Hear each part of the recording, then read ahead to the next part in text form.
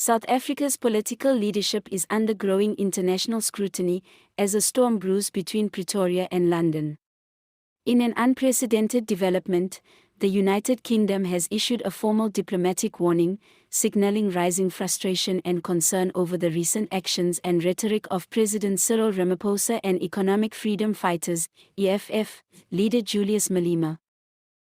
The political alliance, deliberate or coincidental, between Ramaphosa's governing approach and Malema's fiery populism has triggered widespread backlash both at home and abroad. But now, with the UK turning up the heat, the fallout has moved far beyond local politics, thrusting South Africa into a high-stakes international confrontation.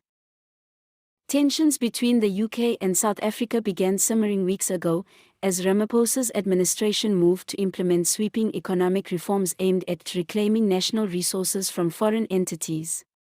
While couched in language of empowerment and sovereignty, the reforms, particularly those targeting mining, land ownership, and telecommunications, have been criticized as hostile toward foreign investment. Julius Malema, seizing the momentum, doubled down with aggressive anti-Western rhetoric. During recent rallies, he condemned neocolonial interference and urged African nations to cut the leash of dependency on Europe. His call for nationalizing key industries and ejecting foreign-controlled firms from strategic sectors sparked alarm in international business circles. Together, the actions and statements of Ramaphosa and Malema formed a narrative the UK could no longer ignore. Last week, the British Foreign Office issued a formal communiqué expressing grave concern over the trajectory of South Africa's domestic policies and their potential to destabilize not just investor confidence but regional cooperation. The message was clear: unless Pretoria recalibrates its tone and approach, there could be serious consequences. There is a sense that South Africa, under Ramaphosa and with pressure from Malema's popular surge, is steering dangerously close to authoritarian nationalism, said a senior UK diplomat speaking off the record. We are watching a regional power flirt with isolationism, and that is a serious concern for British interests, the Commonwealth, and African stability. Several policy options are reportedly on the table: review of trade agreements between the UK and South Africa, targeted sanctions against officials or state-linked entities, reduction of aid or development funding, withdrawal of business incentives for British companies operating in South Africa. Within the ANC, Ramaphosa is facing mounting pressure.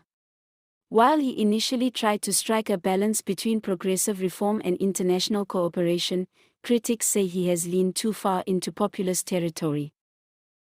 There's a difference between sovereignty and self-sabotage, said one ANC veteran who asked not to be named. Our economy cannot afford a diplomatic war with one of our oldest trading partners. Meanwhile, Julius Malema remains defiant. Speaking at an EFF youth gathering, he dismissed the UK's warning as a colonial threat. He declared, "The British Empire might think it still rules the world, but here in Africa, we will no longer kneel. Let them take their aid and go." Such statements, while electrifying to his base, have done little to cool tensions. The diplomatic flare-up is already making waves in the financial world. The South African rand dropped sharply following the UK statement, while several British-based firms began re-evaluating future projects in South Africa. Banking analysts warn that if the UK moves to curtail trade or suspend agreements, South Africa could face capital flight, lower credit ratings, and job losses. The fight for African dignity is valid, said Professor Sizwin Lovo, a political analyst at Wits University. However, we must differentiate between liberation and isolation. If our leaders fail to manage this transition carefully, we may win ideological battles and lose economic wars. The coming weeks will be crucial. Diplomats on both sides are working frantically behind the scenes to de-escalate tensions. Whether Ramaphosa will pivot toward reconciliation or continue on his current course remains to be seen. What's certain is that the UK has sent a message: the world is watching. And South Africa, led by two of its most polarizing figures, is standing at a dangerous crossroads between pride and pragmatism, sovereignty and survival. If Ramaphosa and Malema don't change course soon, the diplomatic friction with the UK could ignite a much larger global standoff, one that South Africa may not be equipped to weather alone.